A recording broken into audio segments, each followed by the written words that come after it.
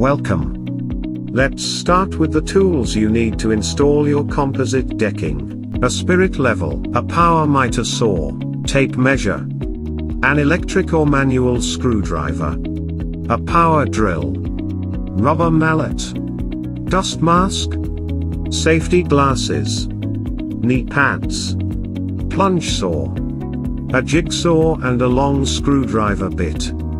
First, let's start with your frame. We recommend using 4x2 or 6x2 treated timber or composite joists. The joists should be spaced at 300 mm centers for residential customers and 200 mm for commercial projects, side to side. When installing your frame, ensure posts are concreted 500 mm into the ground to provide a solid frame over the years of use, nogging and blocking to prevent rolling of outer joists. Joist hangers are required to avoid frame movement. When using composite joists, ensure a 10 mm gap is left for expansion where a joist meets at any join. Before installing your composite decking, it is important to remember 3 key points: expansion, water drainage, and good airflow. Composite decking expands in the heat and contracts in the cold. Since every area in the UK has different temperatures, you need to allow up to 48 hours for the composite decking boards to climatize to the weather conditions in your location and carefully take into consideration the expansion and contraction gaps required during installation. Water drainage and good airflow is also important. This is why Ultra Decking recommends a raised deck area with a 2.5% slope and a raised deck of a minimum of 300 mm. If you do choose to complete a ground level deck, it's important to allow a slope and area for the water to drain off easily. Note, please ensure that the drainage between the base is good, otherwise, this would cause long-term rot of the joists and deformation of the decking. Water must drain off your decking area. It is important that water must not be holding on your deck as this will create issues in the future. Important note: do not forget the gaps. A 25 mm expansion gap should be left between the deck and any walls or fixed objects. 3 mm gap side to side of all deck boards and a 6 to 8 mm gap on any joint butt, 8 to 10 mm gap left below 10 degree, with a 4 to 6 mm gap left at the end of the boards or meeting a fascia, or angle trim. For decks over 600 mm high, please seek professional advice. We recommend that your decking has a gradual gradient of at least 1 in 40 with a slight angle that runs away from any adjoining buildings and fixed objects. Composite decking boards should be positioned in the direction of the gradient. This helps any water to disperse naturally. Screw your starter clips into position along with each joist spacing 300 mm for domestic and 200 mm for commercial. And slot your first deck board into the starter clips. Tap and fix into position with your rubber mallet. Please remember, it is important to note that you must not screw or nail through the composite decking as this will cause cracking or raised screws over the years.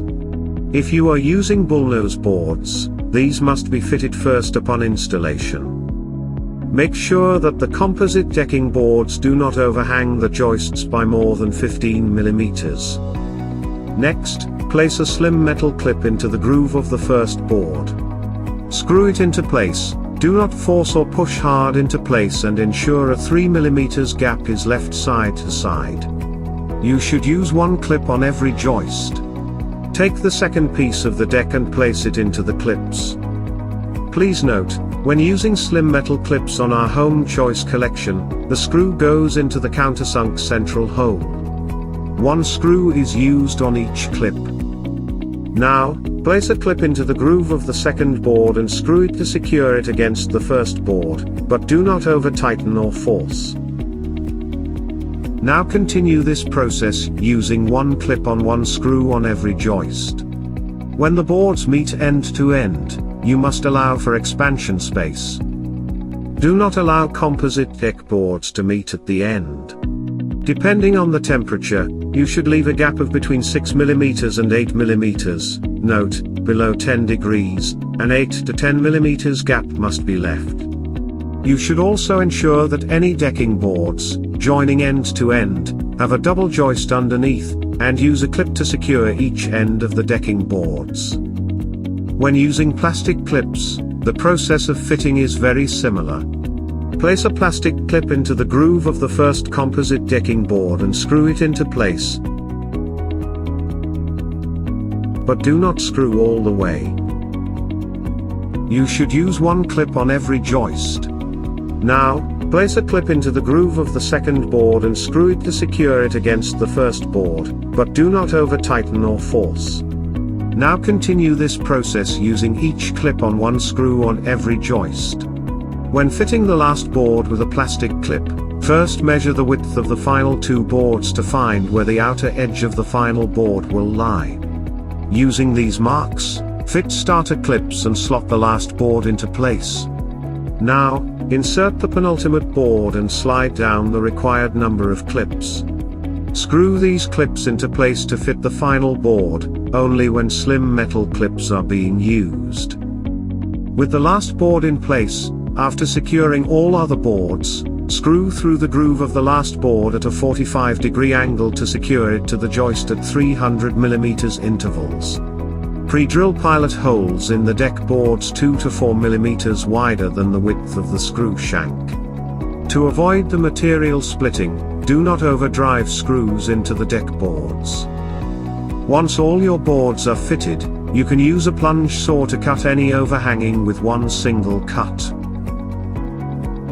Do not forget that you may have to cut around any fixed objects, manholes, drain pipes or posts with a jigsaw to provide a neat finish, remembering the expansion gaps. It is important to note that composite decking expands and contracts in all directions, and bowing and curving is very normal in composite decking boards. If a board is bowed or curved, please install it at each end first, and moving up the length of the board, in turn, will push the board back into position.